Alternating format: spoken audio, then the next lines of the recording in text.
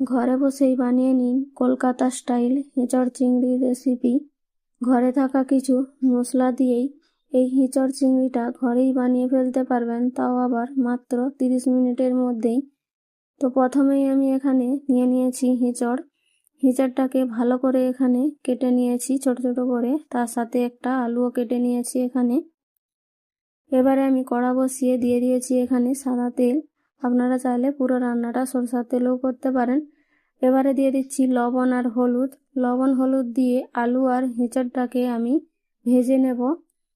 সব কিছুকে আমি এখানে তেলের মধ্যে ভালো করে মিশিয়ে নিয়ে এটাকে ঢাকা দিয়ে দিয়ে ভেজে নেব। গ্যাসের ফ্লেমটা মিডিয়াম রেখে ঢাকা দিয়ে দিয়ে ভেজে নেব, যাতে এঁচড় আর আলুটা কিছুটা পরিমাণ সিদ্ধ হয়ে যায়।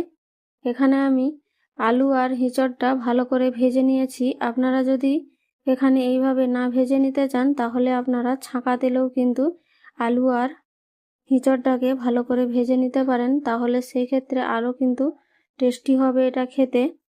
এবারে ভাজা হয়ে গেছে, আমি এবার উঠিয়ে নিয়ে ওই কড়ার মধ্যেই দিয়ে দিয়েছি এখানে সর্ষের তেল, 1/2 চামচ চিনি, একটা তেজপাতা, একটা শুকনো লঙ্কা।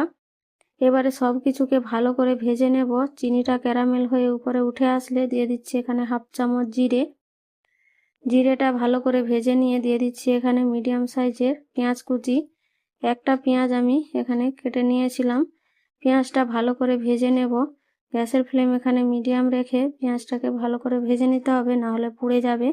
পেঁয়াজটা আমার ভাজা হয়ে গেছে, দিয়ে দিচ্ছি একটা টমেটো কুচি, দিয়ে দিচ্ছি এখানে 2 চামচ আদা রসুনের পেস্ট।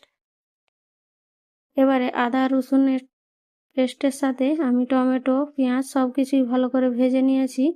দিয়ে দিচ্ছি এখানে সামান্য পরিমাণে জল। এবারে দিয়ে দিচ্ছি এখানে 1/2 চামচ হলুদের গুঁড়ো, 1/2 চামচ লঙ্কার গুঁড়ো, 1/2 চামচ এখানে ধনের গুঁড়ো দিয়েছি, আর দিয়েছি 1/2 চামচ জিরের গুঁড়ো।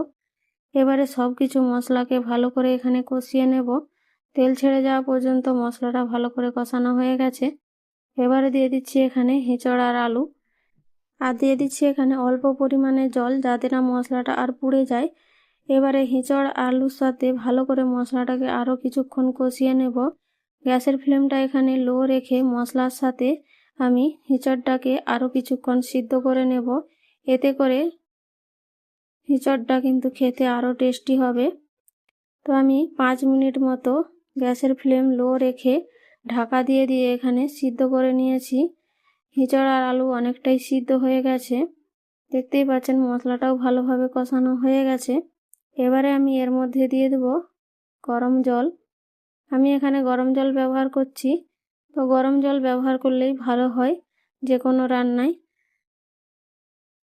সব কিছুকে ভালো করে আমি এখানে মিশিয়ে নেব। তো ঝোলের পরিমাণটা আপনারা আপনাদের পরিমাণ মতো দিয়ে দেবেন, যেভাবে রাখবেন। তো আমি এখানে ঝোলের পরিমাণটা একটু কম রেখেছি। এবারে দিয়ে দিচ্ছি স্বাদ মতো লবণ। ভালো করে ফুটে উঠলে এবারে আমি লবণটা দিয়ে ভালো করে সব কিছুকে মিশিয়ে নিয়ে আরও কিছুক্ষণ ঢাকা দিয়ে আমি রেখে দেব, যাতে আলু আর এঁচড় ভালোভাবে সিদ্ধ হয়ে যায়। এখানে আমি 4-5 মিনিট মতো ঢাকা দিয়ে রেখে দিয়েছিলাম। এবার গ্যাসের ফ্লেমটা একেবারে লো করে দিয়েছি। তারপর এখানে দিয়ে দিচ্ছি 1/2 চামচ গরম মশলা গুঁড়ো, আর দিয়েছি এখানে ভাজা চিংড়ি মাছ। এবারে দিয়ে দিচ্ছি এখানে 1 চামচ মতো দেশি ঘি। ঘিটা কিন্তু অবশ্যই ব্যবহার করতে হবে এই রান্নায়। এবারে সব কিছুকে ভালো করে এখানে মিশিয়ে নেব। মিশিয়ে নিয়ে আরও এখানে ঢাকা দিয়ে আমি 3 থেকে 4 মিনিট মতো রেখে দেব। 3 থেকে 4 মিনিট মতো ঢাকা দিয়ে রেখে দিয়েছিলাম। 3-4 মিনিট পর ঢাকাটা খুলে নিয়েছি। দেখতেই পেলেন কতটা রান্নাটা সহজ, আর ঘরে কিছু সামগ্রিক দিয়েই এই রান্নাটা হয়ে যায়। তো খেতে কিন্তু অসাধারণ লাগে। আমার রান্নাটা পুরো কমপ্লিট হয়ে গেছে। এবারে গ্যাসের ফ্লেম বন্ধ করে আমি এখানে নামিয়ে নেব। আপনারাও এইভাবে বাড়িতে ট্রাই করতে পারেন। আজকের এঁচড় চিংড়ি রেসিপি কেমন লাগলো অবশ্যই কমেন্ট করে জানাবেন। লাইক দিতে ভুলবেন না। নতুন বন্ধু হয়ে থাকলে চ্যানেলটাকে সাবস্ক্রাইব করে আমার পাশে থাকবেন। শেষ পর্যন্ত দেখার জন্য অসংখ্য অসংখ্য ধন্যবাদ।